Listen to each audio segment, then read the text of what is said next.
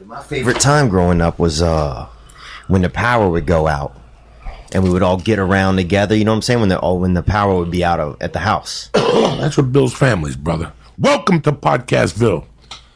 The Church of What's Happening Now is brought to you by ZipRecruiter. Hiring, every business needs great people, and the better way to find them, something better than posting your job online and just praying for the right people to see it. ZipRecruiter knew there was a smarter way, so they built a platform that finds the right candidates for you. And ZipRecruiter doesn't stop there. They even spotlight the strongest applications you receive, so you never miss a great match. Businesses of all sizes trust ZipRecruiter for their hiring needs. Right now, the church family can try ZipRecruiter for free. Free, gratis. Just go to ZipRecruiter.com/church, CHURCH. That's ZipRecruiter.com/church. ZipRecruiter, the smartest way to hire. And to my family, Aubrey and Onnit, the best supplements out there. I came back yesterday. I was jacked up to the fucking gills from the flight and the high altitude. I took some New Mood and an Alpha Brain, and I fucking took a nap. I woke up tip-top magoo. I went over to the Chinese people, and I got a little massage, a $45 massage. I gave Johnny Woo a $20 tip. He rubbed that fucking Malouk fucking acid I had in my muscles out. And I went home and I relaxed like a fucking savage. You know why? Because New Mood and Onnit made it happen. Go to Onnit.com right now and get 10% off for supplements. And tell them Uncle Joey sent you. On the checkout, press in church. Bam! CHURCH. And get 10% off your order delivered right to your house. Kick this motherfucking mule, Lee. Right? Sounds beautiful. Shit! What a better way to start a week than with fucking Theo Vaughn in the house, ladies and gentlemen.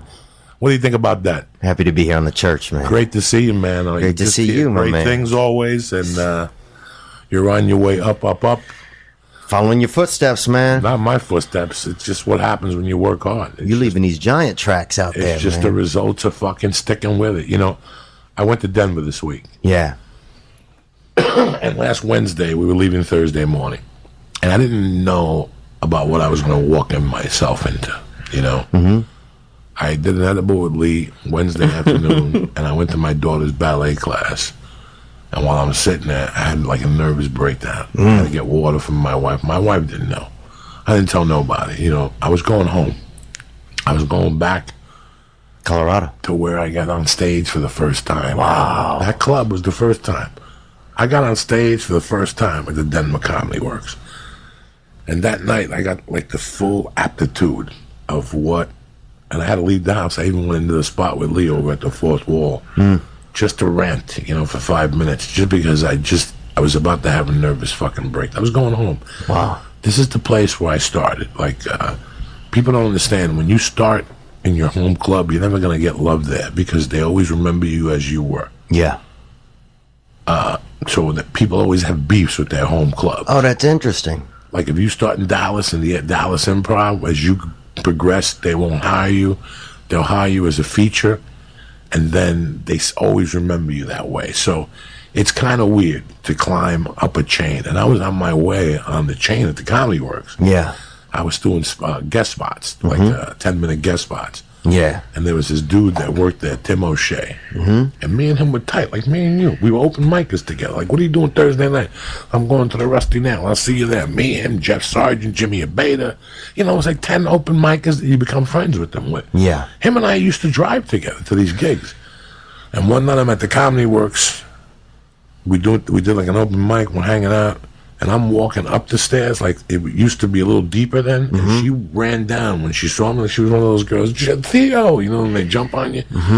And when she jumped, I grabbed her and I grabbed her ass. Like she landed right there. But I didn't grab it maliciously. That's a natural grab. That's a natural grab. Well, he saw it and he went to her and tried to convince her to go to management and say that I sexually harassed her. So they banned me from this club for 20 years. No.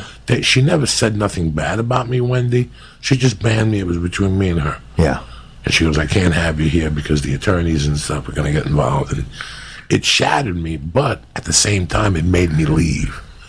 It was the final straw in that I have to leave campaign in my life. Like, things ain't getting better here. Right. They just get worse every day. And if they cut my legs out with Comedy Works, the other two clubs sucked. Right. You were done. So I was done. So, Because you got to have something to prop you up. They were C clubs. Yeah. The 3 remaining clubs were C clubs. Yeah. And they were going to feature me too. And what are you going to do? You're going to get $250 a week for the rest of your life and stay in Denver? You'd have been stuck. You would have been stuck. So I made the move because of Wendy.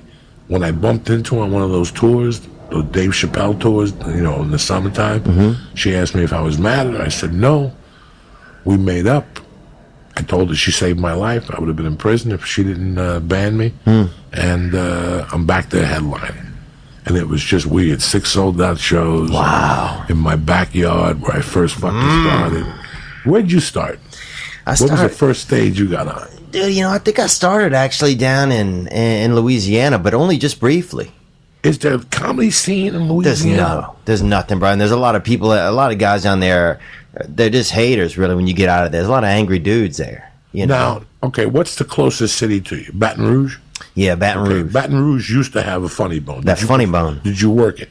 Oh, yeah, I worked that club. Okay. Yeah. When the girl was the manager? Nuh-uh. When the guy, this guy named Tommy, he was a DJ as well. And he was the manager, and you could get over there. And it was like the first place I ever featured for. I featured for John Reap. And it was awesome. How long did it take you to start featuring there? Pretty quick, man. I was featuring at like 3 years in. I was featuring just because I had like out of the gate. I had a pretty good 15 minutes. You could stretch it at a bar, drop some F-bombs, call somebody fat. Next thing you know, you're at 20 minutes. So like I was stretching it pretty good down there, and then I don't even remember. And then after a while, it just stuck with me. But I can I can really imagine that feeling of going home and feeling some appreciation, because sometimes it's like you get out of there, you're the crab that got out of the pot for some people. Well, then that's the other side. The other side of that was that's also the place I went to prison. Yeah. That's also the place where my daughter was born. That's also a place where I have an ex-wife. It's just a lot of mixture all going in. And then I get there, and I'm asking about the comics that I came up with. And not one of them is around. They all got out of the business. They all did this. And that gave me a different feeling. It gave me like a little, I don't know, kind of feeling like guilty in a way that I stuck with it. Like I felt guilty that I stuck with it instead of quitting and coming out here. It was just a weird feeling, bro. What did you feel like? Oh, they're gonna look at me like I think I'm special because I'm still doing it. That's what I would think a little bit. I don't know. It was just weird that. Listen, man, I stuck with comedy because I had no. I mean, this is it. Yeah. I wasn't gonna go back to. I was gonna go back to slinging drugs and robbing people. Yeah. There was no other job. I was not equipped to have a day job anymore. Oh, There was one point where I just was not going to have a day job. I never wanted a fucking job. I never wanted a fucking day job. Dude, I don't picture you having that. I picture you doing comedy or fucking stabbing somebody, honestly. No offense. I swear to God, like I didn't. Yeah. I had tried everything. I cook, you name it. Bricklayer, electrician, carpenter. I was a fucking bar back. I don't know how many bartending jobs I had. I don't know how many factory fucking jobs I had. I can't even imagine how many warehouse jobs I had, pulling like fucking those things and stocking shelves. Yeah. I can't even tell you. If that's what I wanted to do, I would have stuck with it. I can't tell you how many driving jobs I had at a hardware store. I can't begin to fucking tell you guys. And ain't your calling, man. That this was it. No. This chooses you after a certain point. Yeah, I think it just chooses you. It really does. You just, I had no other options. I was 30. I was 28 years old. Well, I had a felony. Well, who's going to fucking hire me in the stock market or to be a lawyer? You know what I'm saying? Ain't nobody going to hire me in the fucking stock market. I was done. That was it. Yeah. So I figured that least case scenario, you could be a road comic and make $600 to $800 a week, live in your car, and live like Charles Bronson. Have 4 nights a week, have a hotel, and 3 nights a week, sleep in your car, and learn how to camp. I mean, I'm dead serious about this. Yeah. This is how disheveled I was inside at that time with the world. I just wanted to drive in a car. That's it. I just wanted to be alone for a couple years in a fucking car. And guess what? That's exactly what I did. Yeah. I was in a car for 5 fucking years, in a car. Some nights I slept in a car, some nights in a hotel, some nights in people's couches. Damn. And do I regret it at all? Fuck no. Fuck no. It prepares you for the rejection. It makes this shit seem like nothing. Right. Do you know what I'm saying? Yeah, it makes you start to own, like, whatever. Like, you, no matter what you put me through or say to me, I've created enough shit in my own life that you don't even know about. You know, I got arrested at 6 o'clock for assault, and the show started at 9, and I bailed out at 5 to 9 in Idaho. I still got a warrant up in Idaho, you know? I mean, I went through the fucking mill as a road comic. I was doing C.W. Kendall work, David Trimble work. You know, anybody who had one-nighters, I did them. I took this Doug Stanhope format, you know. All Trimble runs. That's all Stanhope did. Stanhope wasn't busting his ass in New York, bringing 5 people to a fucking show. Yeah. Stanhope started in Vegas. He got Evening at the Improv as a feature act, and he was unstoppable after that. You know why? He got a Buick. He put a fucking stick in the back. I mean, I didn't invent this. I just mimicked somebody else. Yeah. I just mimicked somebody else. When I saw him in 96, I'd never seen anything like that. Wow. I met him in 91 as a feature act. Then he came back to the Boulder Comedy Club, and I was the house MC. And now he was a headliner because he had done a spot of evening at the Improv. And it was different? He was the headliner now. Right. And then I didn't see him again. From 92, I didn't see him again. But there were bickerings about this fucking kid that's ripping up fucking rooms. I mean, there was amongst chitter-chatter, like, and they kept saying, his name is Doug Stan. I'm like, I know that motherfucker. He slept at my house one night. Wow. He was so cool. I was the house MC at the Boulder Broker.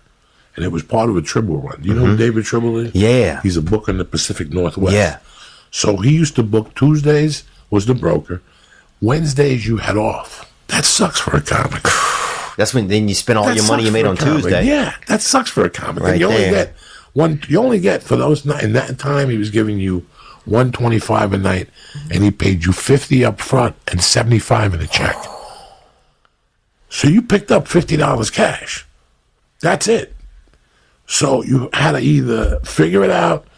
If the headliner was cool, I had a condo, I let him stay there. There was a couple guys I let stay there that were just cool.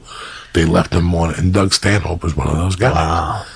So What was he like? Do you remember kind of what he was like or what? at that time, I knew he was funny. He was young. He reminded me, he was just young. He was a kid. Yeah. He was just a wise-ass kid when I first saw him. And That's I was awesome. 29. Yeah, maybe 29, because this is 1991 is when I won the contest. 92 is when I met Doug Stanhope. 92. And then again, 93, and then I lost a job, and I never saw him again. Wow. And like I said, I heard bickerings of him, and then he won the San Francisco comedy competition. Dang. Now, he was not working the punchlines. He wasn't working. Nobody was hiring that motherfucker. And he popped out of nowhere. His act was so fucking blue. And he was killing it. Like Tribble, would, you know, when you get the paperwork from Tribble, there's certain hotels that are Mormons. Red Lion Inns. You can't curse at those fucking places. They have Mormon hotels? No, if you do Provo, Utah, Oh, okay. and it's a Red Lion Inn, they'll tell you that they'll tell you on the fucking paperwork, this is a Mormon room, watch your language. People get offended. Then the next night they put you in a room that says, this is an active room. Yeah. If you get something thrown at you, get off the stage immediately and contact the management or go to the hospital. And you're like, what? What? Do not stop. Do not antagonize. Yeah, no. It's the binga. You know, and you know, like I did those in the winter. You know, That's that volatile room. they're all volatile rooms. And then the fucking show's end and they turn it into a disco. And it's just white people, but there's always 3 black guys that are getting their dick sucked, and there's 2 rednecks that are furious at the black people. You know, I mean, it's fucking crazy. It's an adventure in itself. You know, I went on a Tribble run for probably 8 months. That's all I lived on was Tribble runs. 2 weeks of the shot, stay on the road. No. Live off the fat of the land for fucking 2 days in your car, going to the movies and sneaking into other movies and staying in there all day, living off Subway sandwiches, the veggie and cheese, that type of shit. What do you miss about that? What do I miss about that? I know it's kind of a general question, but the truth? Yeah. Not knowing. Not knowing is one of the best places you could ever put yourself in your life. Not knowing, because you got the balls of a child. Yeah, that's You true. got the balls of a child. You won't ever take a chance. You won't ever. Yeah, you don't know. You won't know. You don't understand what that's like. Yeah, you get safe. A lot of time I feel like I get safer as I get older. You know, when you come up to me and your bank account is 12.5 and you tell me that you're broke, that you're living, there's people that think they're cute. They got 13,000 in their bank account and they're like, I'm living day to day, bitch. Yeah. I'm talking about $50 is what I own. This car is what I own. Yeah. When I wake up in the morning, I don't even know if this car's going to make it to the next gig. But guess what? I'm going to try my hardest because I'm a fucking professional. Yeah. That is a distinctive level to put yourself in your life. And as a comic, if you're a real comic at one point in your life, when you fall in love with this art, one day, Lee, and you tell me, Joe Diaz, I'm not doing this podcast no more. I'm going to live off my fucking savings and live off $50 a fucking night. And you know what? I'm not going to take a day job. I love this so much. I put away savings. My school loans are paid. I don't know nobody's money. You don't know what that's like to just disappear and get in a fucking car with everything you own, give away your bed, your fucking TV. Give away all your Give away shit. everything. Fucking like Ari plates. did. That takes a different Everything. mental. When I got in that car in June of 1995, that was the best thing I ever did with my life. Like, I had been out in the cold before. I had been alone before. That was a completely different feeling. I was living off what I loved for the first time in my life. Man. Not what I had to do to pay the fucking shitty bills and student loans and to pay for fucking shit that I didn't fucking need, a fucking TV or cable TV. You don't know what it is to disconnect yourself.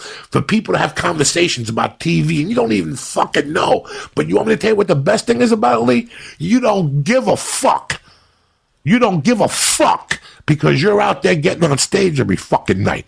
You don't give a fuck. You think I gave a... Bro, from 95 to 2002, I didn't even know what the fuck TV was.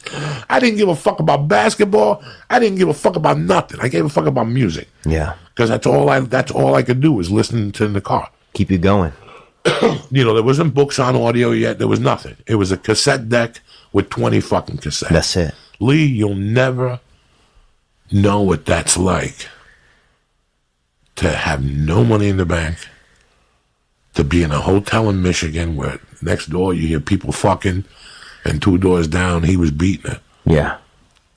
But it doesn't matter because you're going to do what you love so much. That is a fucking feeling that people live all their lives and they never fucking experience. Loving something. Trying to be that good at something that there's nothing to it. There's no guarantees when you get into this. If I go to school to be a doctor, Yeah, you could be a doctor. I could do anything after that. I could be an assistant. You know what? I don't want to be a doctor, but I'll be the highest paid assistant in that fucking office. You X-ray understand what I'm tech. trying to say to you? You There's have ways no out. idea. Well, it's like when you take a gun and point it at a man and you take a life. That takes you to a different level in your life. That puts you in a different perspective. That puts you in a different world. You have no disregard for a human life. Now you do it again. Now every time you have a beef with somebody, I come up to you and I just shoot you in the fucking head. Every time I have a beef with somebody, that takes you to a different level. Not knowing where you're. Now I had tons of practice about not knowing. Yeah. In '83. Oh, yeah. I used to wake up and go to a diner and put breakfast on the arm till 5 o'clock. Well, you're conditioned. You don't even realize So it. I would force myself to make money by 5 o'clock to give the Achardies back their breakfast money. It was $7 and I'd take a 20 out and sign for it. Just to get the party started. Yeah. Give me a 20 so I go to the bar, get a cocktail, see what's going on. Listen, I got watches. I got 100 Quaaludes. Let's make something happen. Get Theo Von. He likes ludes. Get him on the phone. Lube me up. Theo, I got ludes, $4 a piece. What are you going to give me the ludes for? I'm going to give you $8. That's for sure. For $250. All right, Theo, give me 4. He wants 25 at $250. I just made $45. I just covered breakfast.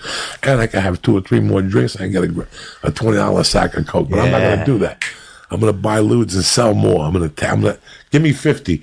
Because with Leo's money, I'm going to flip the other ones and make a fucking dollar. You know what I'm saying? Yeah. And it started minute. So what, Joey? You made $46. $46. When you wake up not knowing, yeah, that's fucking 10,000 in the bank, Jack. Yeah. You know, that's a lottery. That's a lottery when you do that. When you don't know, when you get something, yeah, man. You have no idea what I endured from 95 to 2000. People like Josh Wolf will tell you, I lived in my car in front of his house. Some nights I went on his couch. Some nights I went to Ralphie May's fucking house and slept there. And yeah, I was an addict, but I was working every fucking night. Right. I was working. I was on stage 3 times a fucking night at the store following Paul Mooney, doing 2 Mexican rooms in a car that had no brakes, with no insurance and no registration. You understand me? And every time the fucking black lady with the donut hairdo saw it in Hollywood, I got a ticket. I had 2,000 tickets on that fucking car. And it wasn't even in my name. It was the casting director's name. Dude, that's the best, man. That's one thing I do remember about, like, just being a little younger and a little more carefree was having shit in other people's name, doing shit, not caring. Not caring. You don't give a fuck. I was just telling these guys, I had a car that blew up in New York. Yeah. I took a loan on that car. Like, I took a loan on that fucking car when I was a kid. I had the car for 10 days. Yeah. And it lit on fire in Harlem. I was getting an 8-ball of coke in the winter. The electrical circuitry went. Oh, dude. And I left it there. The next 2-3 days later, I went back and the car was gone. It was just a wishbone. And, dog, I took a bank loan out on it, like a $2,000 bank loan cosign.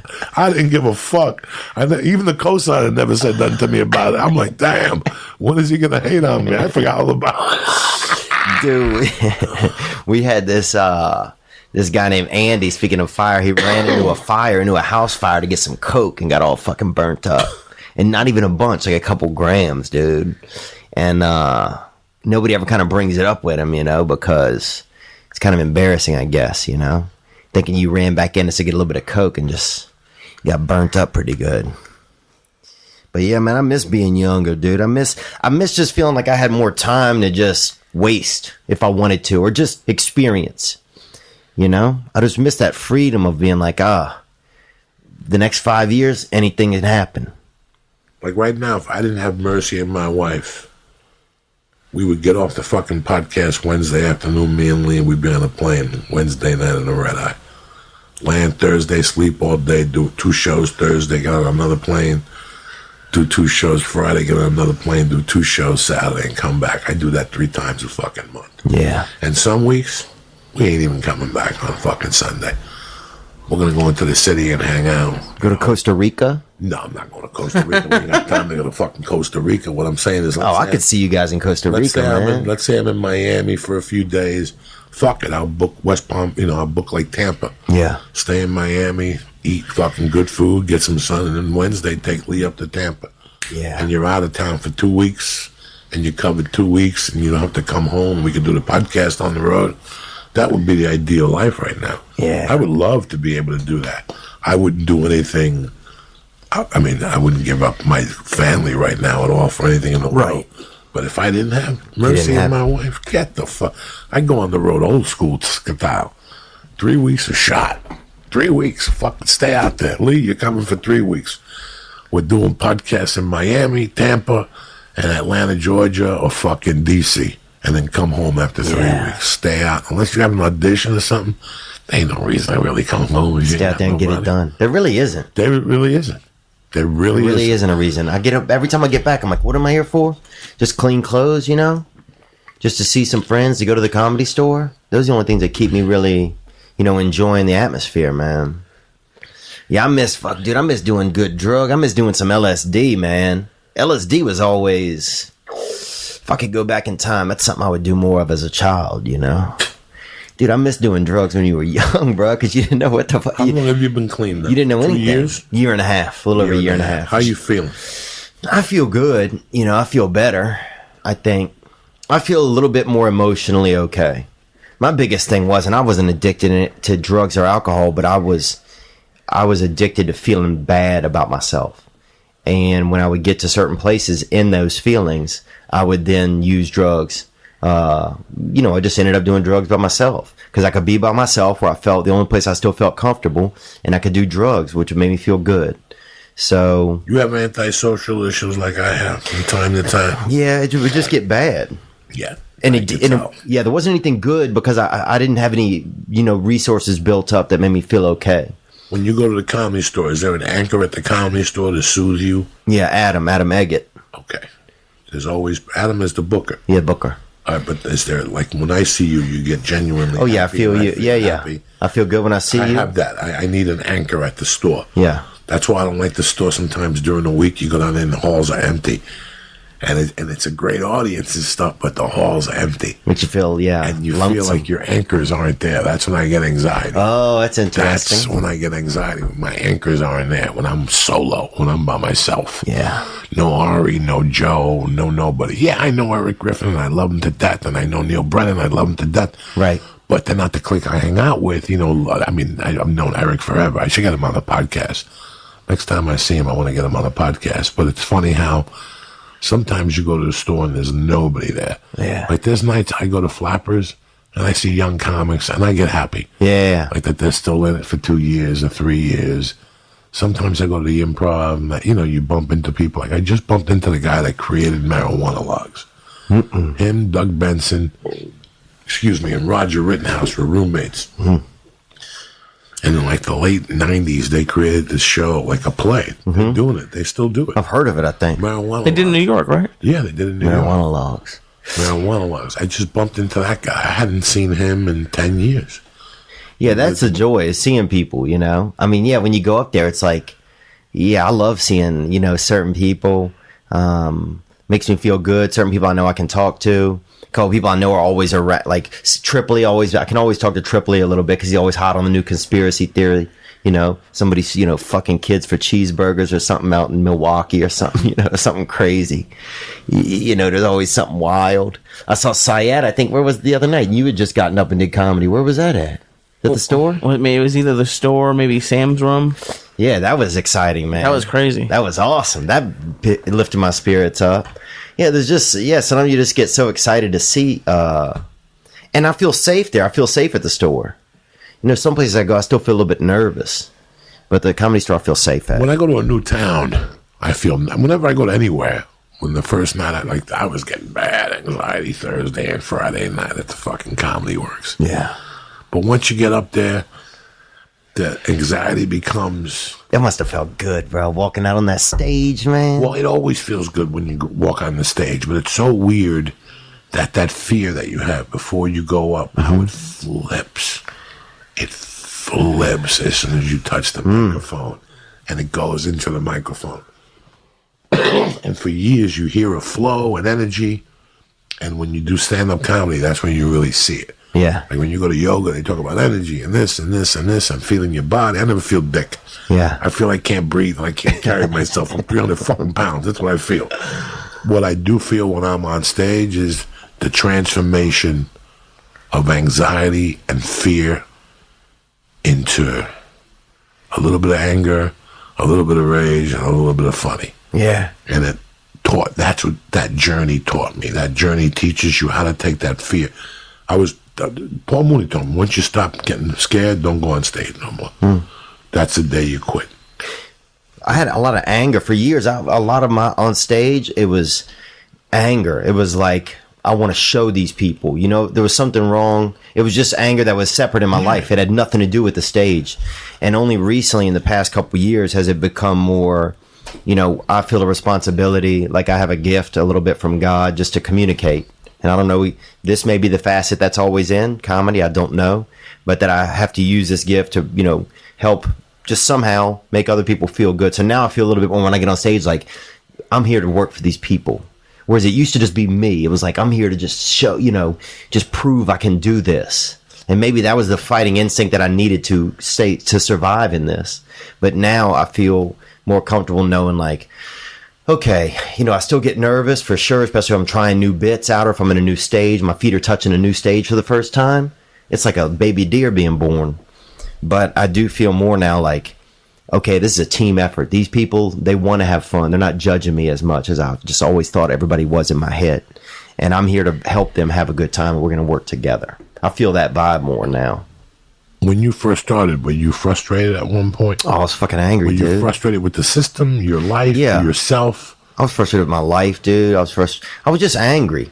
I had that kind of like, I think I had a little bit of that poor white anger. The same type of just, nobody gives a fuck about poor white people in America, it seems like, except for poor white people. So, I had a little bit of that angst. I knew, dude, I grew up around some fucking real crazy poor white people. The dude, they had a dude in our town, no arms, used to fucking fight everybody. That dude, what I'm saying? He'd get you in that lurch. He would catch you with between his chin and his chest. He would fucking snack you like a snake. We were talking about this dude. His boy Gert was his name. And he would just get you like that, bruh. And he'd choke you down. He had no arms. No arms at all. And he'd fight anybody, dude. And he would choke you. So if you went to punch him, how would he block? Oh, bro. He'd spin out of it. He'd spin, he'd duck, he'd dodge. The dude he just... And would he catch your hand with his neck? Huh? Would he catch your hand? He would just lurch at you. And, bro, the thing is, here was the... Oh, you know what? If he hits you with that shoulder, you're going down. Yeah, part of it. The big move was that choke. He would catch you like this. Where would he catch you? Your hand? In your neck. He would catch you neck to neck. That's fucking crazy. Oh, once he got you neck to neck, Gert Yuva, the whole family was fucking... He could choke you out. Psychos, bro. Brother had sharpened half of his teeth on one side of his mouth, dude. These people would fuck you up. One of the kids was in a wheelchair, they never taught him to walk, I think. I don't even think he was crippled. They just never taught him to walk. And so the other brother would carry him on his back everywhere, like a backpack, dude. And didn't even give a fuck. Maybe it's good these people are away from society. An entire family? No shirts, bro. Whole family, zero shirts. No, nobody. Those people don't wear shirts. Not the girl didn't have shirts either. They had one girl in the family. What was her name? Jessica. She was normal. She was, she was pretty nice. I thought she was a sweet girl for as tough as, with everything that had gone on down there. And they used to put a board over the sink at night, and one of them would sleep over the sinks. They had 11 children. The house, no joke, was two of these studios, and they had 11 kids in there. But yeah, it's like I grew up in that type of environment where it's just like, I don't know, you don't feel like anybody gives a fuck about you. So I think it took a long time for some of that to get out of my system. I still feel it when I go around like really rich people who think that they know everything. Man, that stuff makes me mad, dude. It's funny. I was telling Lee that this morning I woke up. I slept so much yesterday, and last night I fucking slept hard. I woke up like at fucking 4:30 in the morning, wide awake, ready to fucking kill Monday, ready for kickboxing at 9. And I did my usual shit. I went over my audition on the sides, and I wrote it out, and I wrote my stuff for the day. And then I went and I fucked around. Then I went on Messenger. Like, you ever go on Facebook Messenger? Mm-hmm. I went on Messenger just to see, because sometimes messages accumulate. You get some in there. I got a message this morning. It was like the weirdest thing. It was like fate. I was telling Lee when I came in. I go, Lee, were you not in the green room with me all weekend? And Lee goes, yeah. I go, Lee, I got an email today from a couple. Yeah. I went to their Facebook page. And I didn't even answer them back. But the first line was, you're a sham. Like a scam, like whatever that word is. Mm-hmm. A farce. A farce or something. Mm-hmm. We went to see you Friday night, and we could visibly tell that you were on cocaine. No. Oh, my God. They were like drug geniuses. They had to be Rogan people. When I went back to their page, they had 10 pictures of Rogan. They went to see Rogan like at 8 places. They're the ones that always ask Rogan annoying questions on the road. And Rogan will look at them like, are you fucking crazy? There's no better look than when Rogan gives that Rogan look. gives you that look. Are you fucking crazy? They just say stupid shit to Rogan to seem intellectual. And there's 200 people behind you, guy. Chit, let's go. Take a hike. Take the picture and take a fucking hike. Yeah. So you could tell he's one of those guys that he'll see Rogan and right away call me a farce, that I was obviously on cocaine, that there was no way that I was clean, that my energy levels on stage were too high for my age for me to be on cocaine. He said, but I knew how to hide it. You weren't sniffling or wiping your nose. Yeah. Dog, as soon as you do a line of coke, this shit starts dripping out of your fucking nose. You know what I'm saying? That's the first tell. I could look at somebody now. Now I could really see it. Oh, yeah. Then, when I was under the influence, I couldn't see it. Now I can really see it. Dude, everybody, my buddy, this one dude used to he would start to get do a little dust, you know? Start touching his asshole, bro. By the end of the night, if we had a couple of bags, he'd have 4 fingers in his fucking ass, dude. He had like you know, that some of those people eat their hair. You see those videos where people eat their hair, you know? He just had like a weird tick like that, where he would just, I don't know what it was. He just like under the pants. He would go in the pants. Oh, in his ass, in his own ass. Oh my god. Yeah. I had a guy that used to do this. He would hold up, like he would be talking to you, and he'd go. And he would tighten up his neck. Don't do that, bro. He would just be talking to you, and he would just flip out from time to time. Oh, dude, yeah. And then I had another guy that when he get coked up, he was bald, so he always felt like something was landing on his head. So every 8 minutes, he would tell you, shh, and he would point to his head to tell you that, look, is there a bug? Do you see it? Like type, but you can see it. Damn. That's what was like he wants you to be an investigator for him? Yeah, like, come on, do I have anything on my head? Let me know. It's like those people that tell you your nose is clean. I got anything on my nose? Yeah. He would look at me. He didn't have to say them. He would, let's say he started snorting at 11 with me. Yeah. By 1:30, that would start. He wouldn't get paranoid. He wouldn't drive me crazy. He wouldn't say a lot of shit. He would just tell me that he had a spider on his head.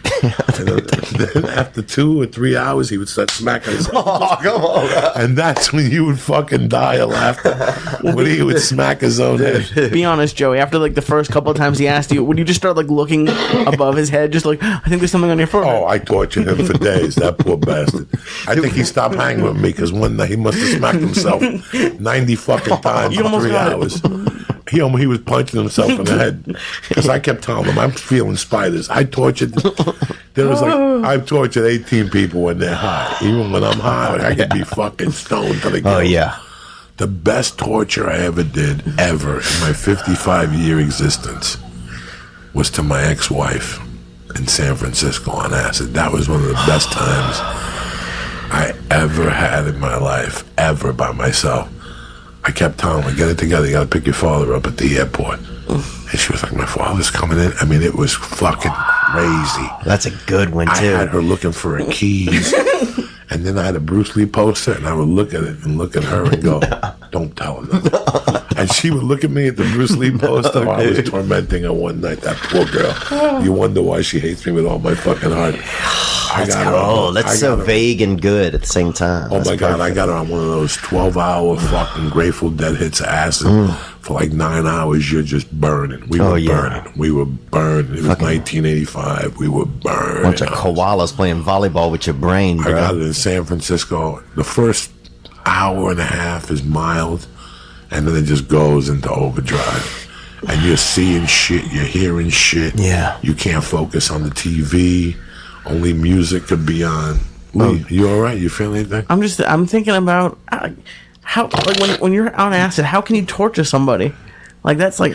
Well, you just think of something that's casual enough just to catch a little bit of just a couple of their senses at the same time, and people will squirrel out, dude. My buddy made us put him out in the yard on a mattress one time. It's the only way he could function, dude. Another buddy of mine took all his clothes off and started driving. Drove for like 5 hours. Dude, we have no clue where he went, and he came back in the morning, and he was still.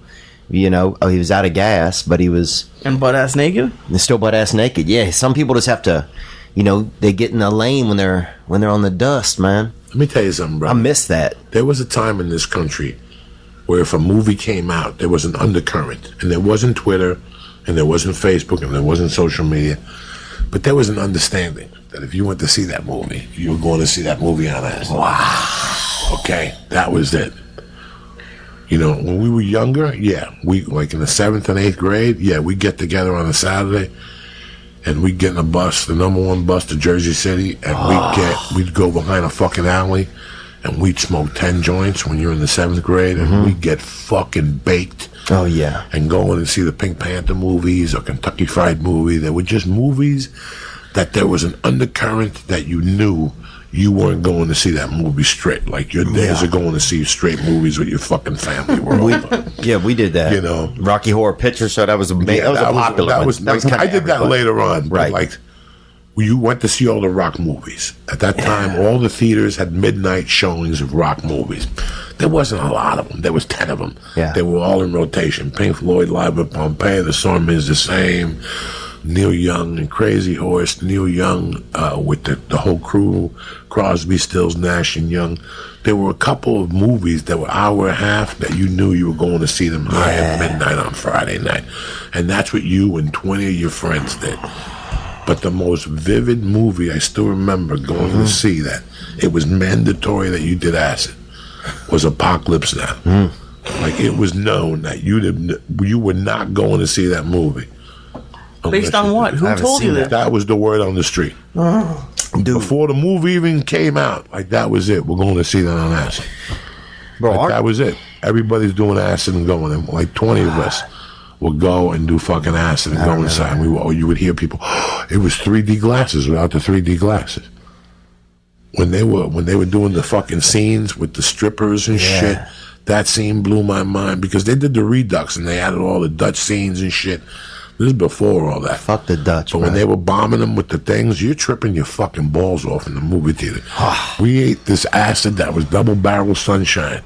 And we all went to see. I still remember vividly who I went to see that movie with. And what one of the guys did, this guy, John Crowley, there was a Carvel in that mall. This was the Fairview Cinema. The Carvel cakes with ice cream? Yeah, but there was a store that gave you the cone. And somebody went into the movie theater and threw the cone down. And it was melting, and it had a few ants around it, and there was a long line. And he goes, watch, I'll cut in front of the line. And he picked up the fucking ice cream and started, we were all on acid. Oh, yeah. His name was John Crowley. He started eating the ice cream. And everybody in that line fucking froze. And we just walked in like we owned the joint. People on acid were fucking eating. No, people on acid were watching my friend eat a cone of ice cream that was melting with ants on it. He picked it up and ate it. You think people were going to fuck with him after that? And then, before the movie started, he went up on stage. We dared him. Go ahead, go up there on stage and tell the people. He was so fucked up on acid. He went up there. He's like, can I have your attention, please, ladies and gentlemen? And then people were fucking howling because they had just seen him eat a fucking ice cream cone outside with ants on it and shit. You know, like, I went to all those. Another time, I went to a movie. I went to see AC/DC with a friend of mine, Kurt DiLorenzo. God bless his soul. And we did coke that night and booze. And we drank like blackberry brandy. And me and him were tight. And one night we pulled the Lee on him. Me, him, and this kid, Louis Castellito, went to a movie. I can't remember what movie it was.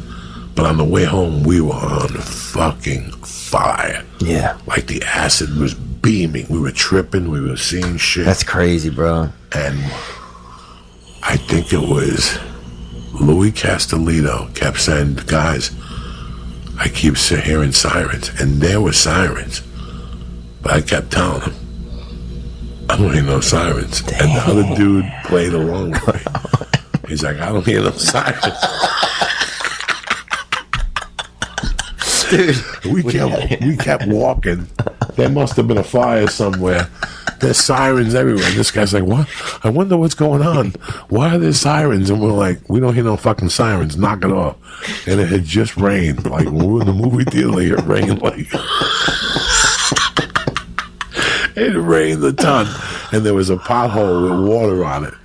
Now, we're fucking with him for at least 15 minutes about the fucking sirens. He's hitting his ears and shit. He's like, I gotta make it stop. I gotta make it go away. We're fucking howling, me and Kurt. And there's a pothole filled with water. And I'll never forget, he bent over and took the water and started throwing it on his face. That's gotta. He started splashing the water on his face. And he kept saying, I still hear the sirens. And we're like, listen, knock it off. There's no fucking sirens. And after about another block of getting tortured, he just took off and ran home. Yeah, the next day we saw him. He's like, that was fucked up last night. He goes, I went home. I kept hearing sirens. Dude. Oh, my God. That is the best when you take somebody when he knelt down on Kennedy Boulevard, dog, and splashed water on his face from the pothole. I nearly, and it was right across from Fairview fucking Diner. Me and George, and there was a little hill, so all the water ran into that pothole. Oh, nice. There was a couple inches of water when he bent. The street was still wet, but dog, when he bent over and splashed water on his face, that was the killer right there. I wonder if there's an increase in like mental institution, like in that from time. acid, from just Joey. Oh, just from the repercussions of Joey, yeah.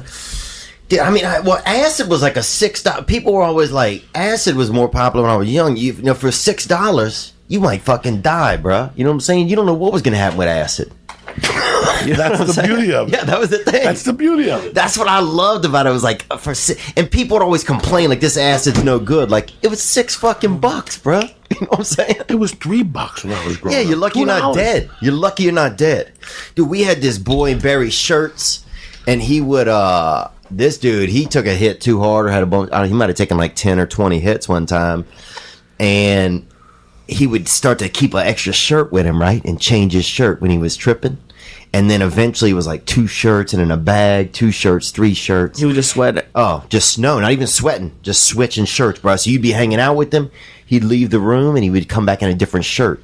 And so then if you were on acid with him and you didn't know he did that shit, you didn't know he just had this kind of little psychosis thing he was going through, where he's just switching shirts, just fucking. So then every 40 minutes, he'd have on a different colored shirt. So if you were a new person, you didn't know. You'd be like, what the fuck, man? You'd think you were tripping even harder.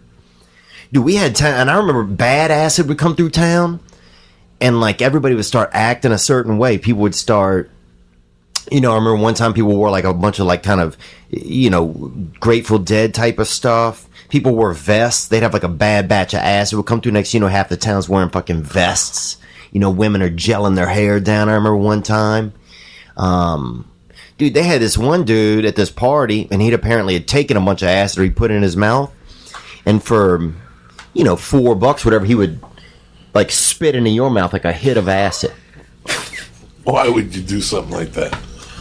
That's disgusting. But there wasn't anything else to do. So I'm gonna let some fucking stranger spit acid in my mouth. For $4, I can put the acid in my mouth for free. But we didn't have it. Oh, you didn't have the $4. We had the $4. We didn't have the acid. He had it inside of his system, and for $4 or in his, he put it in his mouth, and then for $4 he'd fucking fire it into you. So next thing you know, bro, we spent about $36. We're fired up, dude, at this dude's party. This dude, I'll tell you, this dude, Icy Mike, right? So this dude used to get ice from anywhere. Like, he would get water, and he had like a nice freezer. His family had one of those. You ever go downstairs in like some people's house and they keep meat in like an extra freezer? Like, they don't want you stealing their meat, so they put it in like a special freezer down in the basement. Or the freezer has like a flat top. It has like a door on the top, and you open it like that, and the whole thing's a freezer. There's no refrigerator. You know what I'm talking about? Like a big freezer? Yeah, the old school. Yeah, so these people had, this dude, Icy Mike, would get water from different places, fucking local water, fancy Lake Mead, Lake Pontchartrain, Mississippi River, and freeze it. And then people come over and eat the ice in the summer. We'd go over there and eat ice. He had water from everywhere.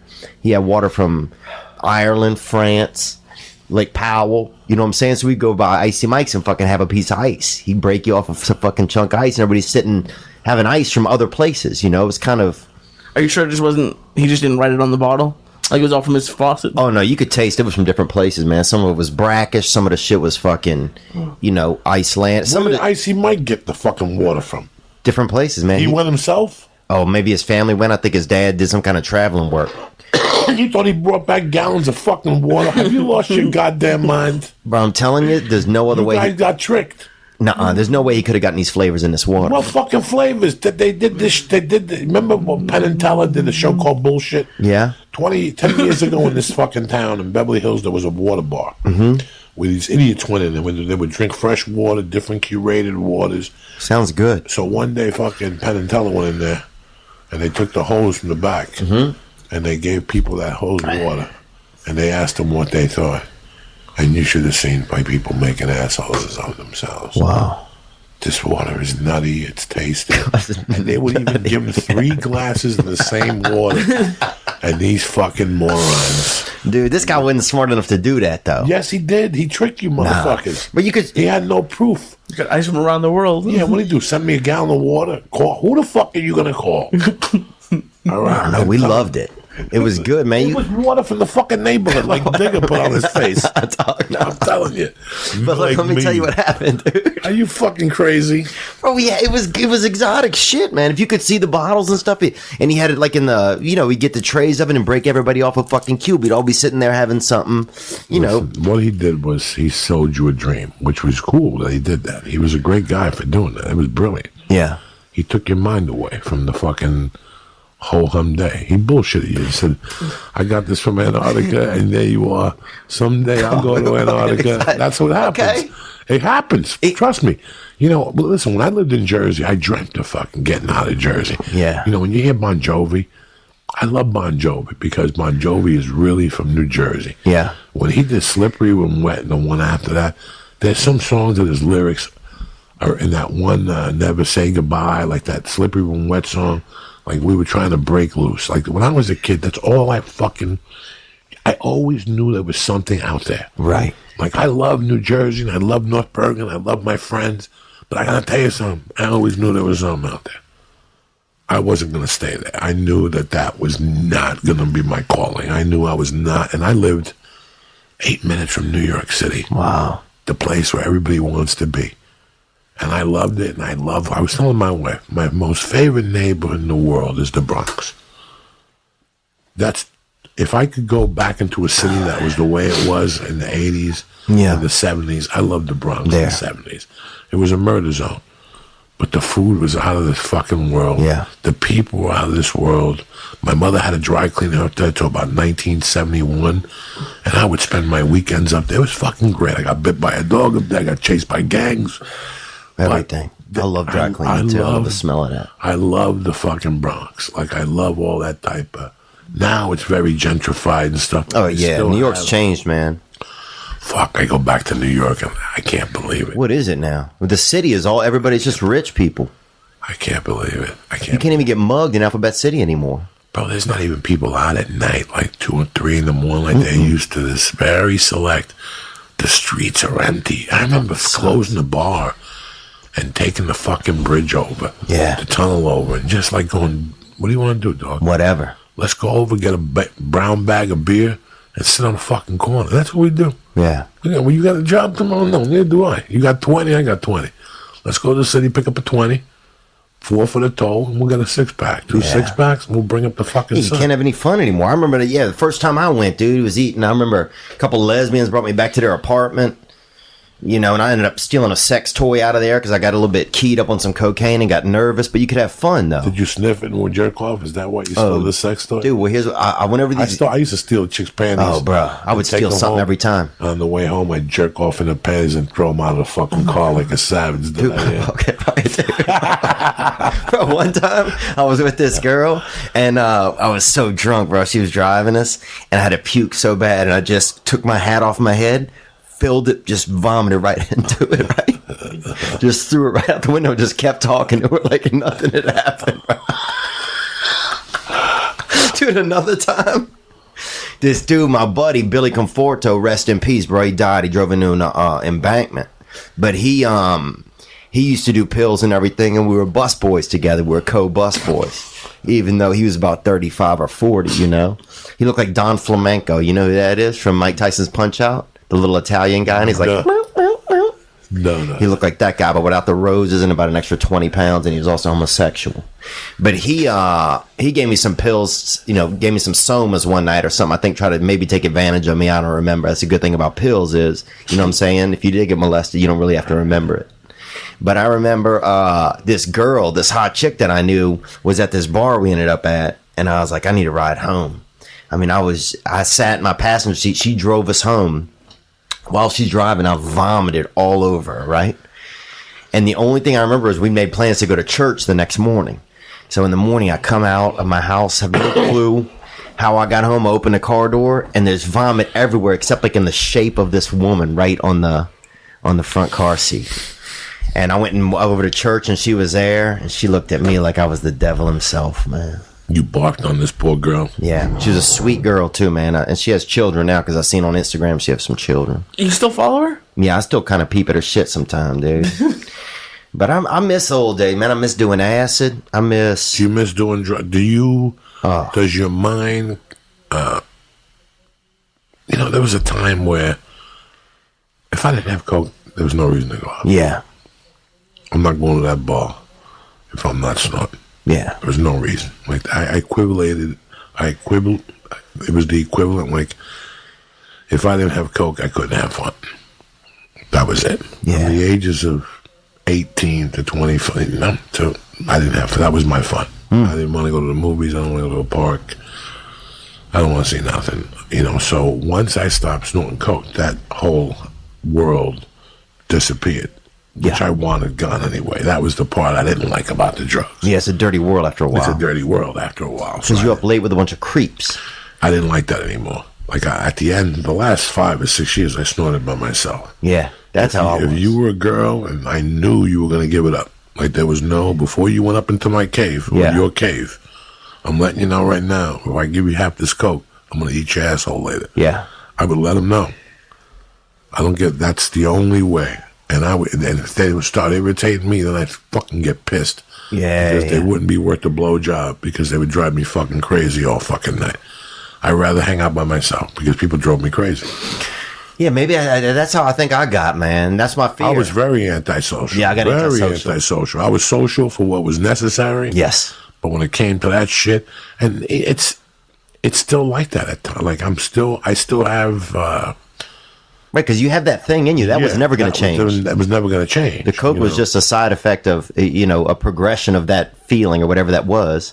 Because cocaine allows you to be by yourself. You're like, it gives your brain a quick reason. Oh, I got to go do this by myself. Anyway, that's what it did for me anyway. That's what it did for me too. Like now I have fun. Like, Yeah.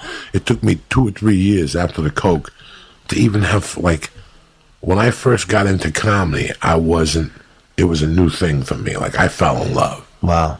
It was my wife. Like that was it. Yeah. And that road life, you just meet girl. Oh, road's fun, man. And they know what time it is. Yeah. They take you back, there's a piece of ass, and I'm leaving in the morning. Oh, yeah. And communication is zero. Ain't nobody falling in love here. You know what I'm saying? I ain't going to tell nobody. You ain't going to tell nobody. We're going to do a couple dirty things, and I'll leave town, and we'll never see each other again. Look at some fat ankles hanging out of the bed sheet, and I'm out of town. I didn't want anybody at that time. Right. I love comedy so much. I didn't want anybody.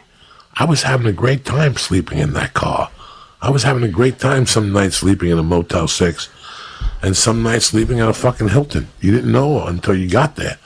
This week Lee stayed at the condo in Denver. Yeah. That's his introduction. Fucking luxury, bro. I know. Fucking Lee taking it easy, dude. Wait till he goes to the condo in Albuquerque. Yeah. And they got sperm on the sheets. Wait till you get out there. And, and like I said, I got Lee, for you to make that level in your life jump, there's got to be a little suffering. You got to do a little something somewhere along the line. You're gonna have to suffer. And that's somewhere. what takes you to the next level. You being at home, comfortable, thinking that your world is never going to break apart. You never know what it is to fall in love with something, and that nothing means nothing. You got to get attacked somewhere. You have no idea what it's like to fall in love with comedy, where nothing means nothing. Your mother, your father. That's nothing, it. bro. Your car is your best friend. Can't even see. And your notebook next to you. Yeah, you don't give a your fuck. Your computer, your clothes are hanging in the back. Your trunk's got a spare tire. Cum in the trunk. A blanket, a fucking knapsack. You got a stove back there. Mm-hmm. You got a P.O. box. And you got a pager. You don't even call people no more. Everything's done on the computer. Do you know what that life is? And to have zero money in the bank and just depend on your comedy? No. It's a fucking adventure. And that's what life is, Lee. Yeah. You got to get out there, bro. It sounds like a blast. It sounds like, other than being like completely broke. Like honestly, that's a scary part about this. It's not. Mm-hmm. I know, like it lets you know, because for years I thought you weren't anything until you have money. I really believed that. I was really under the impression society forces you to believe that you're nobody if you don't have all those things. And guess what? When I fell in love with comedy, I didn't want those things no more. I didn't need them. It was the weirdest fucking thing. You got a new currency now. 28 fucking years. All I wanted was to sell drugs and be a kingpin and be that guy that would go to a bar and buy Dom Perignon. And by the age of 31, when I got divorced, I didn't even want to make a salary. Yeah. I wanted to live off the fat of the land. I wanted to pay for my sins. Yeah. And that was it. Like, it was great not having credit cards. Like, I went from having every credit card to having none.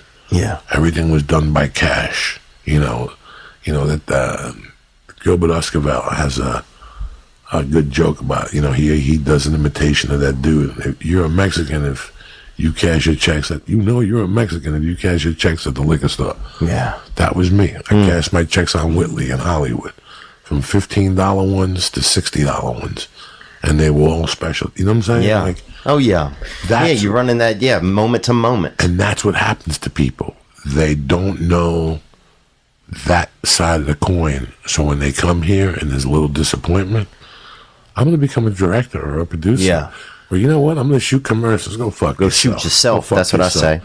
You Go never fucking- understood. You never forced yourself Yeah. into that next level of your life. You never been Life's that. not going to force yourself into that. You have to force yourself. I accepted it. I was like, you know what? I don't give a fuck. Yeah, I worry now that sometimes I feel like one of my biggest fears is getting too comfortable. Sometimes one of my biggest fear is getting comfortable. No, you never get comfortable. Like that's what else this whole life taught me. That it's 7 days a week. I don't know what you're talking about. Yeah. I don't know what you're talking about. I don't know what you're talking about watching TV. I don't know about you. I don't know what you're talking about. Right. This was the life that I chose. Yeah. And people still get mad at me. I don't know what you're talking about. Right. This is it. Yeah, this is it. People still till 27 years later do not comprehend that I really don't give a fuck. Yeah.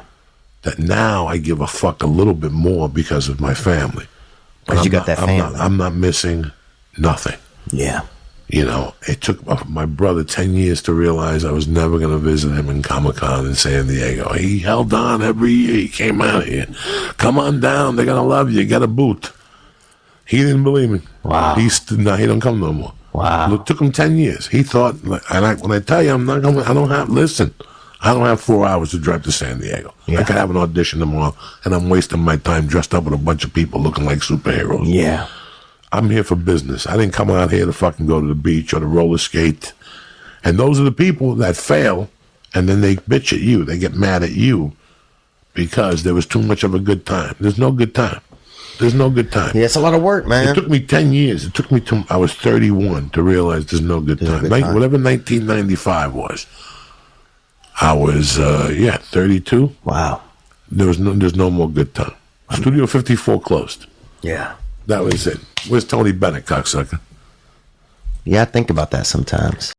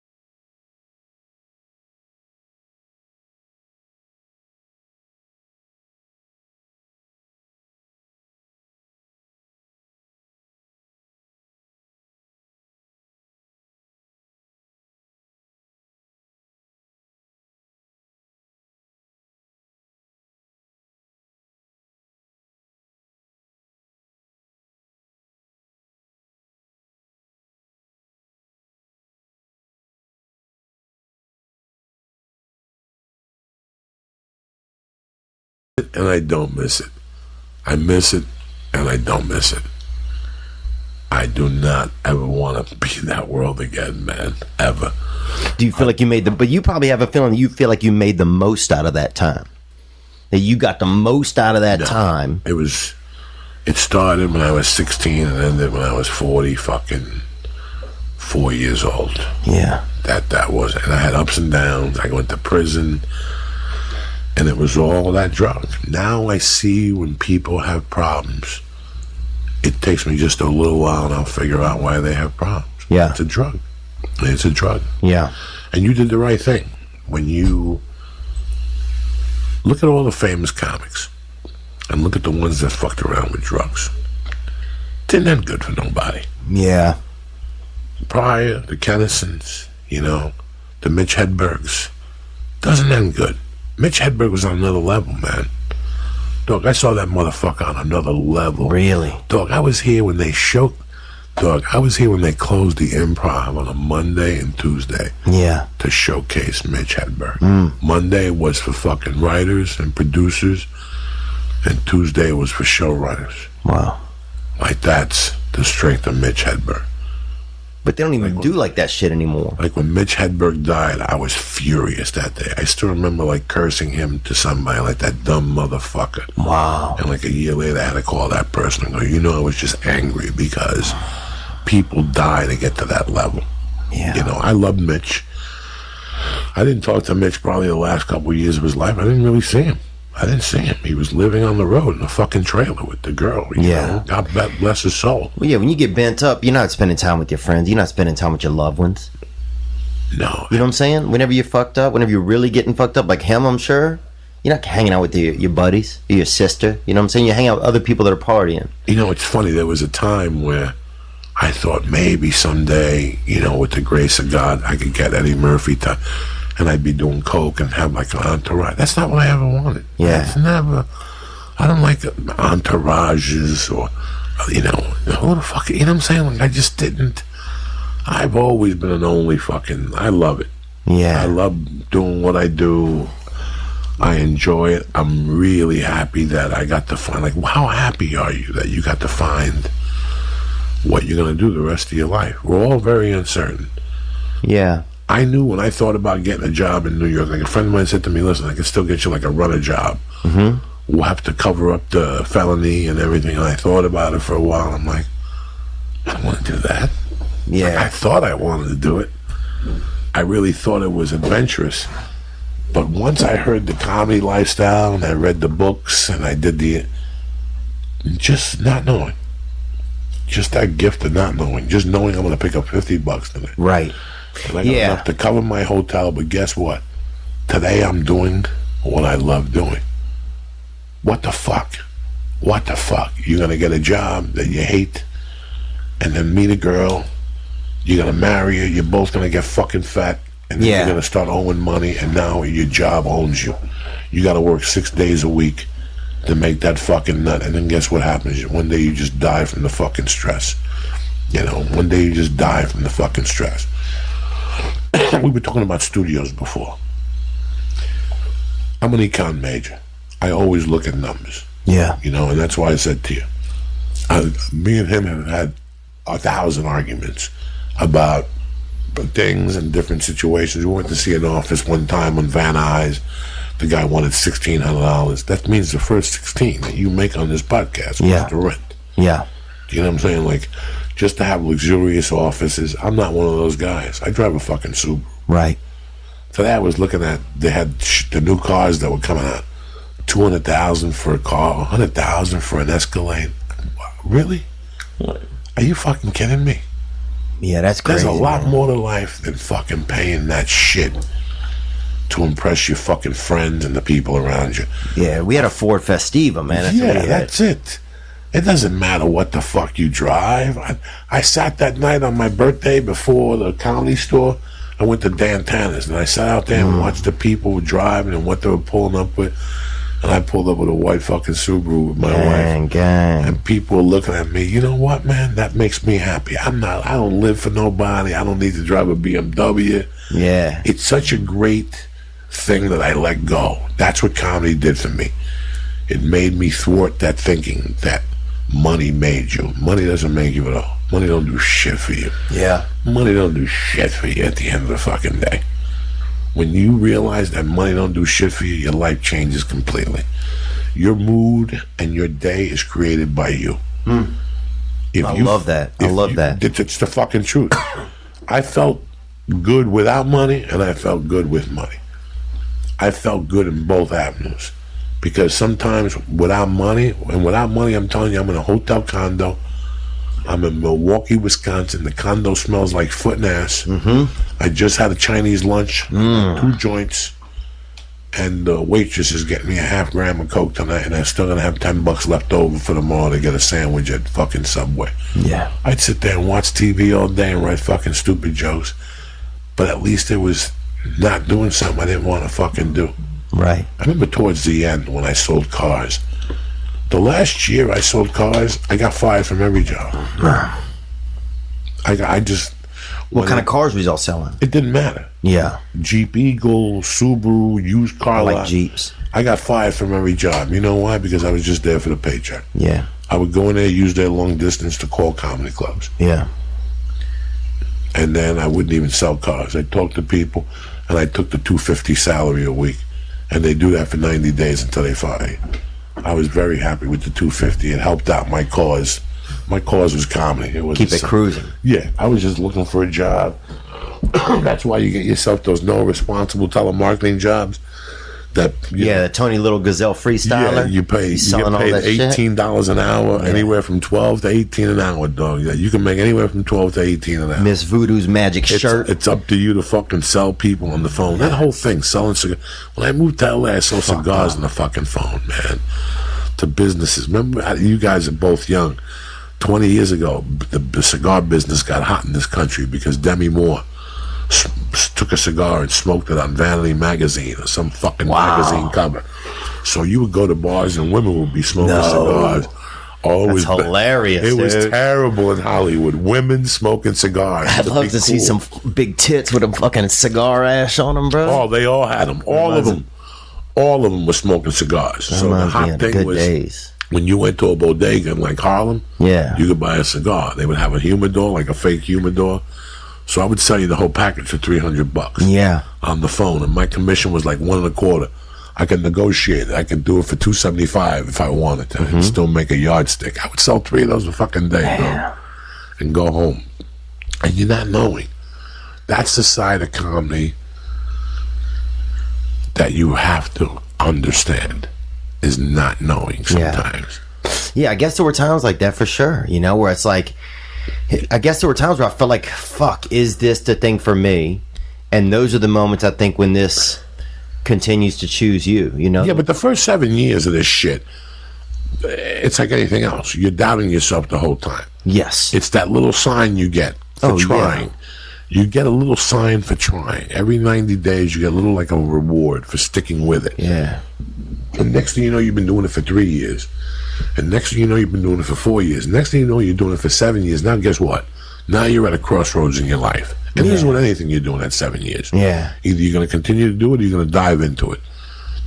And at the 7-year mark, you're pretty much co-headlining or featuring. Yeah. You know, and now you have to make a move for it. Yeah, that's the crazy part. That's the craziest part. Leaving Boston, leaving Chicago, leaving Indiana, leaving those other cities to go to New York, to showcase cities and doing, you know. Do you watch Crashing? This week was an interesting show. Like, I watched Crashing. I watch every episode. And I can't tell you that I don't like every episode. Like, not every episode is my favorite. But this season, it's really picked up. Last week, it was about Artie, about him confronting Artie about his drug problem and trying to help Artie out. And this week, it was about when a comic dates a girl. But it was very interesting. That's how you know it was written by a comic. A comic dates another female comic. They start dating, they start fucking, you both go to the same open mics, you write together, it's like a faggy fucking dumb shit that's stupid. Don't date a female fucking comic. You want to fuck them in the ass and move on. But do not date a comic, because at one point somebody gets successful. And that's where the tension starts. So they both go to NACA. This is a very good episode. And this is something that if you're a young comic, listen to this. This is a very good episode. And you're going to know exactly what I'm talking about. So they get to NACA. For those who don't know what NACA is, it's a convention that you go to, and there's a bunch of colleges there. It's the worst, and you get on stage, and a bunch of colleges bid for you. I bombed at that. And sometimes you take 30. You bombed because you were yourself. Yes. So what happened is they get to NACA. Him and her go downstairs, and they get an orientation. by the way, you can't talk about rape, this, that, hair loss, anything. Diabetes. So she went up the first night and did her fucking act. And she said that she went to college and got roofied and raped, and they call it roofie. Like how can you give something that cute something that bad a cute name? Like right. Roofie. She sold, you know what I'm saying? Like she did her act. Right. And then they show her standing out there by herself. Nobody's talking to her. And then Maria Villasenor from Saturday Night Live was there, and she went up there and did impersonations, and she was getting people, and she was giving away buttons. So, what's his name? Pete Holmes? Pete Holmes was sitting there. He's watching all this. And he goes, wait a second. So he ran across the street to a gas station to look for something to give away after the show so people would stop by him. Mm-hmm. And the shirt said, gas it up. So he went back and signed. He bought a bunch of shirts for $2 a piece. And he signed them.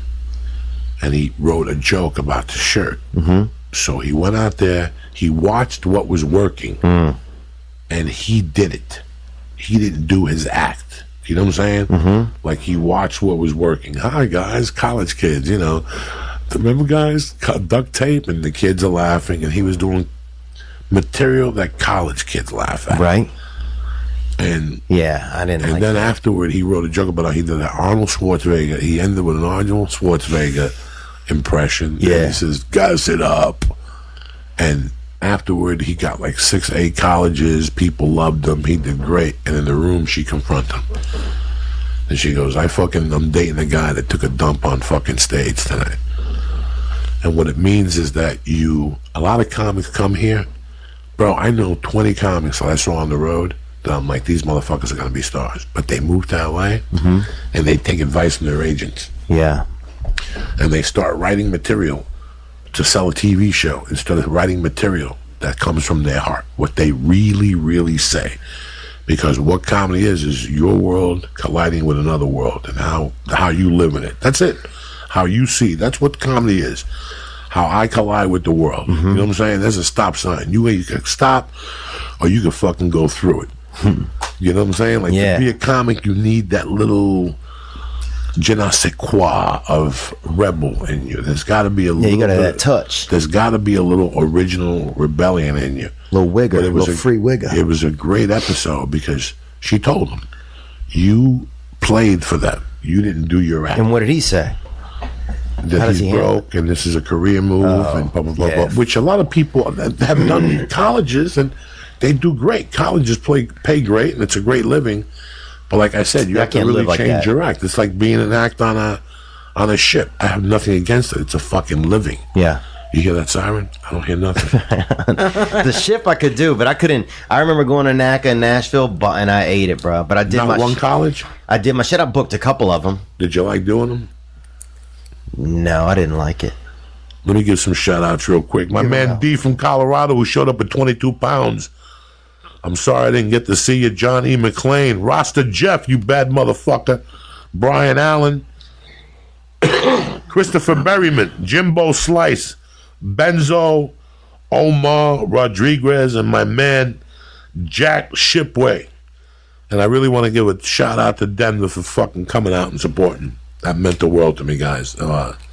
They were great shows. Lee went up on Saturday night. How'd you feel, Lee? Oh my God, it was amazing. That's awesome. It was just crazy being on that, because I've heard about that stage for years, and then I know Rogan filmed a special there, and it was crazy. It was an amazing experience. That's awesome. And then it was just because I know I'm very lucky with the audiences and going up in front of.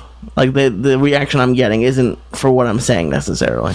Yeah, they're excited to see you though. But you've earned that, you know. They're excited to see you. Yeah, you got me in that club, man. The one out there.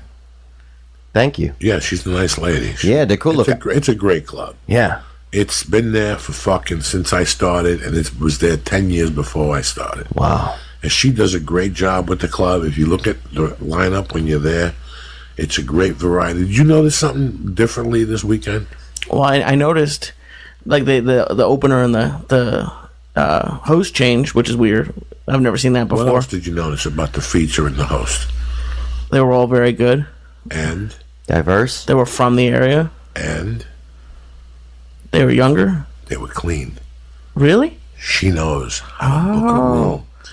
See, people think that I want a guy in front of me cursing. Right. She knows that already. She understands that. Wendy is a fucking genius, where other people, that's why you have to bring a feature or something. You know, there's just a bunch of clubs that they pair you up with their favorites. Yeah. Because they're dirty, and now the people hear 3 comics saying fuck. Yeah, it's a wrap. Wendy's a genius. Do you understand? I didn't That's hear why that. I don't want to do dirty shows. Right. Because I'm the headline after 10 comics going up there and being dirty. Yeah. Yeah, it's the worst, man. That's it. Yeah, that's it. So she's brilliant. You didn't catch that. No, I didn't see them They do didn't their even stuff. say fuck. Oh.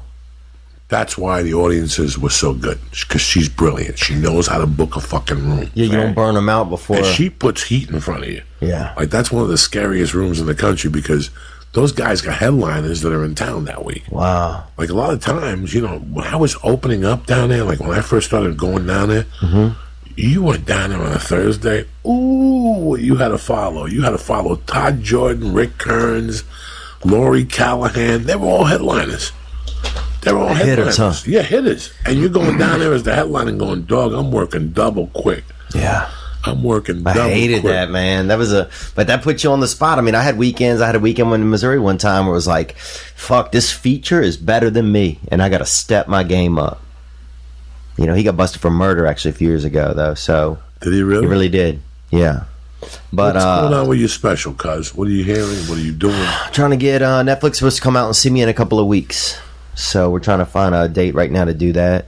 And if they, you know, if they're interested, then I'll go from there. And if not, then maybe I'll make one myself. You know, or do something. You know, where I'm owning my own shit. So, you know, I'm excited about that. But, you know, I'm hopeful. Right now I'm just trying to be hopeful and wake up each day. And You work hard. try to be hopeful. Yeah. You're funny. You're a sweet guy. Thanks, man. You forced yourself to the next level by getting clean. It wasn't like you fell off a stage. Right. It was something you recognized that needed to be done. You know, when I used to get high, dog, I would go pee and I wouldn't look in the mirror. Yeah. Like the last 10 years, I would not look at myself in the mirror because I was so ashamed of what I was doing. Damn, that's crazy. And I can totally Yeah, sympathize. I would not make eye contact with the fucking mirror. Gang. So, you know, I recently had a guest on here, and I was under the impression that he was sober, and at one point he went to the bathroom and did a blast, and I was really disappointed because I know as a comic you could get so far with drugs, Yeah. but to take it to that level where you want to, it's better to be conscious of your surroundings and know what's going on. You want to smoke a joint? You want to drink a Heineken? That's Yeah. great. But you're watching your audiences, you're watching the people that are coming to the shows, you're watching 1,000 things. Yeah. You don't really have time to get fucked up when you want to take it to that. And this could be in any occupation. Yeah, it's going to work for a while. It always does. Yeah. It always starts off great. It always starts off great. Yeah. You know? I'm grateful for Lee. I'm grateful for my wife. I'm grateful for my baby. Yeah. I'm grateful for this fucking podcast. I'm grateful for the people that come to the shows. Amen. But I got to tell you something. I'm grateful for not doing that shit no more at all. I'm really grateful. And I'm a loser. I did it till I was 44. At least you stopped at 32. I was Still, man. I could not imagine the day I would be clean. And then I Really? saw the Ray Charles thing, the movie Ray, and I was like, that motherfucker did heroin. I can't do coke till I'm 61. Yeah. Oh, that's I scary. can't do coke till I'm 61. Where am I going to go? What are you going to do? So, My biggest fear is, some chick with a nice butthole and an 8-ball shows up, and that's what fucking spins you out. You know? no. That's my biggest fear. No, you're going to look at it and see it for what it is. It's a different playing field now. And you Yeah. see it for what it is. You know what, man? There's nothing in the fucking world I want to do than get an 8-ball and stick it in Kate's asshole and suck it out of there with a fucking straw. Oh, yeah. Kate is as beautiful as they come and sexy as they come. I know she's all in. Oh, I'll suck my own dick if she'll watch, bro. What would I gain by it? I'd lose a friend. Yeah. She's an ally. What would I gain by it? You know what I'm saying? If I'm going to snort coke with anybody, Kate would probably push me over the top. If she let me snort a line off her asshole, Yeah. I would be all in. But at this point in the game, I can't go back. I made a promise. I made a man promise. I didn't make a promise to a woman. I didn't make a promise to my father. I didn't make a promise to anybody. I made a promise to the universe, and it paid me back. Yeah. It paid me back. Yeah, that's what I think, too. I stuck to my promise. Nobody had to watch me. I didn't have to go to no meetings. I didn't have to do anything. I made a promise to myself as a man that this is what we're doing from now on. No exceptions. Yeah, I don't give a fuck what happens, who, where, when, and that makes your life a lot easier. Listen, that was my world. Was snorting coke and eating pussy and getting dirty and coming on your face and your tits and you sucking my balls and me putting it in your ass and then putting it in your mouth. That was my world. That I'm an ugly dude. You know, I don't have time to date. I was not the dating type that was going to take you out for 4 dates and then no. Yeah. Everybody I met was on a fucking whim. Let's do this shit. Let's do blow and let's get fucking evil. Let's forget what happens. Oh, stealing each other's shit, dude. One night I remember being with this girl and this dude. We're all in the same room and we all stole each other's fucking shit. And so we're all sitting there with each other's like money, pocketbook, purse. Dude took her purse. I took dude's wallet. She took my wallet, right? And all of us are fucking looking for our shit and also trying not to let the other person know that we stole their shit. And finally, it just became like, fuck. Did you fuck anybody? Huh? I didn't fuck anybody, dude. So how'd you steal your shit? We just, eventually she said, look, I'm fucked up and I took this. She got so high. And then dude's like, and I took this. And then I had the fucking last piece, his wallet. And I set it out there and I was like, man, we all Jesus Christ. stole each other's shit. From this Icy Mike, who do you know? What are these people that you hang out with and shit stealing your wallet when you're getting high on them? That's fucking dude, that's bro. I'll tell you one more thing I'll tell you about Icy Mike. This dude, so when acid came through our town, we got a lot of bad acid. You know, I think people would sell, because sometimes acid comes through, you don't know what it is, you don't know who made it. It's $6. It was $6 for a hit. You know, you were going to be out of, you're going to be out of it for 4 to 8 hours. So this guy Mike got bad on some acid, him and his buddy, and then one time his family ended up getting into like livestock, dealing big animals, nothing small, horses, heifers, stuff like that. And he gave a bunch of like kind of no-dos or something to some of these animals because they would get them to shit more. And so there was one time where he had like 3 animals all shitting at the same time, right? What? Yeah, big animal. Why did he want them to shit? It was like not a show, but it was like not a performance, but you know what I'm saying? Like, let's watch them shit, Sure. And I went over there one time, dude, and everybody was eating acid, and we watched these cows shit for maybe 15 minutes straight. Like nothing you've ever seen, man. I don't think I want to see that, to be honest. Yeah, you say that. What did the poop look like coming out when you're on acid? It looked like poop, man. But it was just almost seemed magical that you could get all 3 of them to do it at once. And that's the kind of shit that took me to another level, man. Dude, we had this other girl one time, Charlotte, bigger girl, biggest girl we knew. So, biggest girl we'd ever met. And she ate some acid one time and got locked in this room. And people kept kind of dripping kind of warm water on her all night, bruh. Fucked up. And those are the things I miss. Cooked a pizza in a dryer once. What else do you throwing rocks at fucking invisible animals and shit in the woods? Just, fun, man. Joy. You're a crazy friend. You're a crazy dude, my friend. Looking for joy, man. But that's why you're crazy as a comic, and that's what makes you a good comic. That's what makes you a good comic, guys. I miss it. You're not missing anything. Yeah, that's the thing. You're not missing anything. Right. I've thought that's about the it truth. nights and times, and I said to myself, well, why couldn't I have control like regular people and just do one line? And yeah. You know what, man? Nobody does one line and goes out. It always ends bad. It's always going to end bad, Yeah. You want to take a Vicodin one night with you want to take a Xanax and an edible. I ain't mad at you. That's probably going to tan that. It's going to decrease that anxiety the edible gives you. Yeah. But, do I really need an Oxycontin in my fucking life? Do I need that shit at this point in my life? Those things don't even do nothing to me sometimes. Sometimes I eat a Vicodin and I get high. Sometimes I eat one that don't do dick. It's Yeah. I'm pretty fucking safe with the reefer, bro. I don't miss dick. Yeah. I don't have no regrets, though. I'll tell you that much. At this point, no. I had a good time, man. Fuck it. It happened. There's nothing I can do to take it back. Whether it's time, whether it was anything bad I did, or anything good I did, there's nothing I can do to take it back. That's it. You make peace with yourself at some point, and you accept what the fuck you're gonna be, and that was it.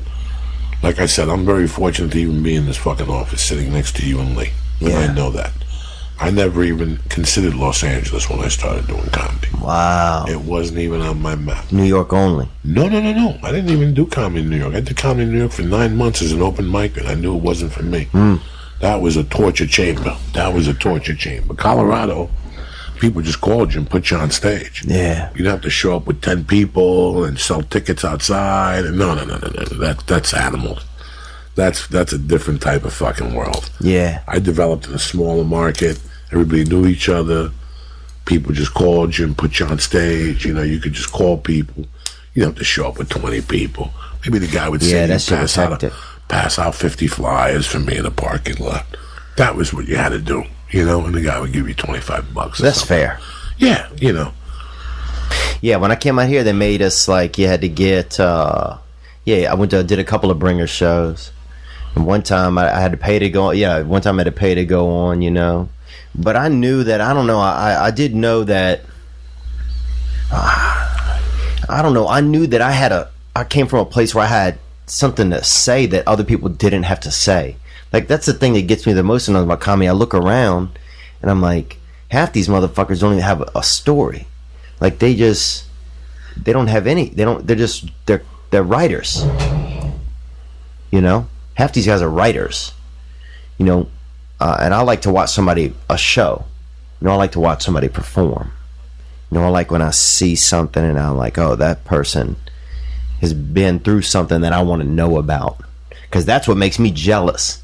Like, I want to be a little bit jealous when I'm watching somebody, you know, of their life, even if the life was good or bad. You know, sometimes when I see somebody even in a struggle, you know, I'm like, fuck, I get jealous, because like I want to be whatever that is, that struggle, whatever it is. If it looks so severe, I want that. You know, I think that's something. Like, I remember the first time I met a friend when I was in first, second grade. And I really remember this. This kid had a stutter. This boy, Douglas. You know, Douglas Huval. He had a stutter. He stuttered. And I remember when I met him, I was like, fuck, man. So jealous. I wish I could stutter. Yeah. He's different, man. Look at this guy has, man. Everybody I'd ever met up in that point in my life sounded the same. And then Douglas had a stutter, and I wanted to be him. So I would impersonate him. And then the teacher said, she put me in trouble, you know. You're making fun of him. And I said, I'm not making, and I tried to explain my case, but they wouldn't even fantasize it, you know. Like, what do you mean you're not making fun of him? I'm like, I'm not making fun of him. I want that. How do I get what he has? You know? I don't know. I guess if somebody has something different than me, then I want to be able to experience it. Did you want to be different if it's real? Up? Did you always want to be different? I mean, I think I hated just being myself most of the time. I just hated being, you know, I just felt ashamed. I just felt ashamed a lot. I felt ashamed that I felt uncared for. And it just made me angry, you know. But I didn't know those are the things that was going on. That's all I knew. You know, I just knew that I was uncomfortable. I always felt till this day, I'm very insecure about a lot of things, you know, but you push ahead, you know, and I think it helps with the comedy at times, being so insecure. It really does. That rage gets released. Yeah. It's an interesting life when you commit to something, and you know, comedy is not about being in a comfortable situation. You know, I never, ever, ever wanted to be a cookie cutter person. I always knew that. I didn't want to do what other people were doing. Yeah, I didn't want that. I always felt like life was playing a trick on me for years. Like, when I first started doing coke, I didn't get high for the first year. It wasn't until I started drinking with it that I started getting high. So for a year, wait a second, Saturday Night Live to me sucked. Like all these people come up to me, oh my God, we go home on Saturday night, and we watch Saturday Night Live, and I would go home, and I would go to like a girl would babysit in my neighborhood. Oh yeah. And everybody would go over there at 11:30, and they would all be giggling like little fucking idiots, and I'd be sitting there going, I don't get this. But are they playing a trick on me? Like, is this, I'm supposed to laugh at this? Right. Like, I'm supposed to like this fucking music because these 20 people in the room, like, it was terrible. Like, I kept seeing that over and over again when I was young, and I'm like, I'm never gonna fucking do that when I get older. If I don't like something, I'm gonna fucking say it, you know? Like, if I don't like something, I'm gonna fucking say it. I would see 20 people in the room, and I thought they'd be putting me on. Like, I'd go to a concert, and I knew the concert sucked. The guy was off that night. But there'd be 20 people that would say, oh my God, it was tremendous. I did not want to be one of those people at all.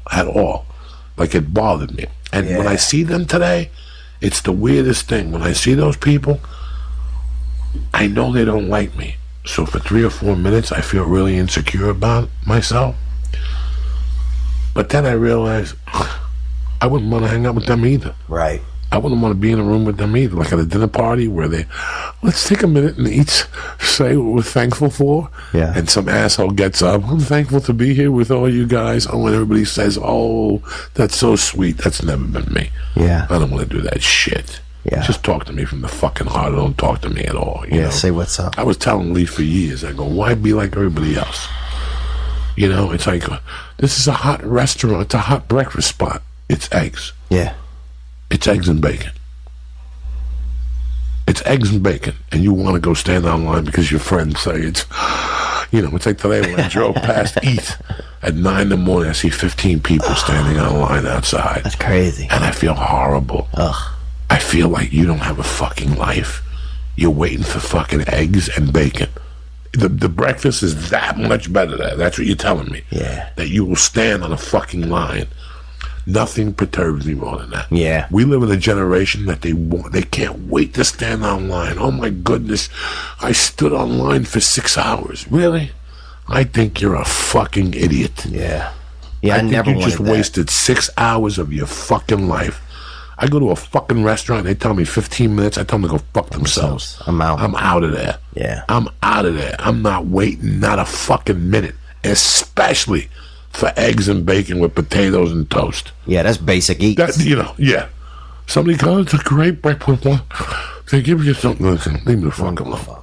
I got the spot. I walk in there, I order, my food's ready in 7 fucking minutes. That's what I want. I don't want to wait. I don't want to see nobody. It's like the griddle in Hollywood.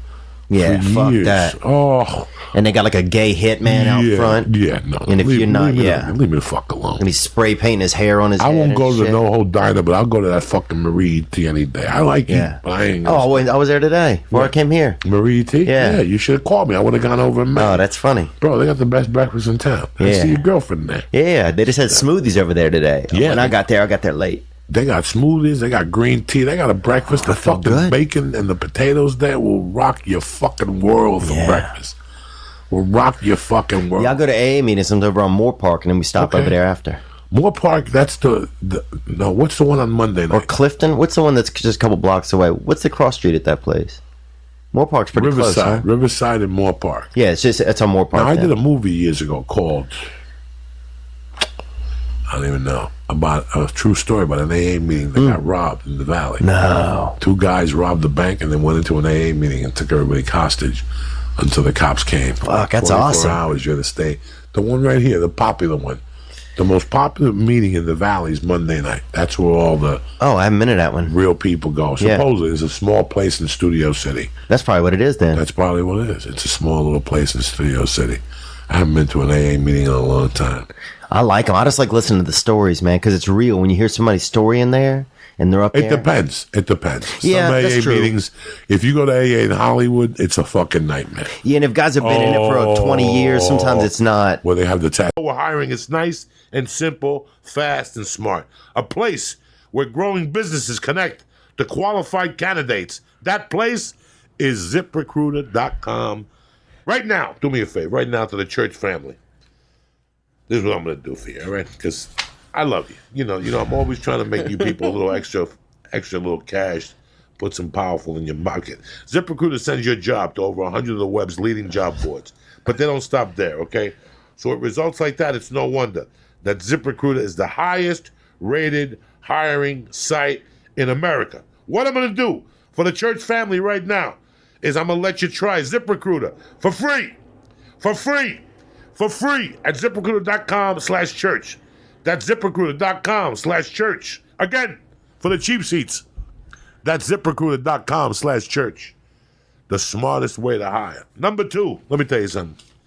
You're sitting there, you're hungry, you're listening to the podcast, you're thinking about what are you going to do for dinner, what am I going to do with my life? I'll tell you what you're going to do with your life. Blue Apron. You're looking at me, Joey, what's Blue Apron? Blue Apron delivers farm fresh ingredients and step-by-step recipes to your door. You understand me? What'd you get last week, Lee? Oh, I got some amazing stuff. I got steak and cheese subs. I've gotten Korean beef bowls. They're delicious. That's what I'm talking about.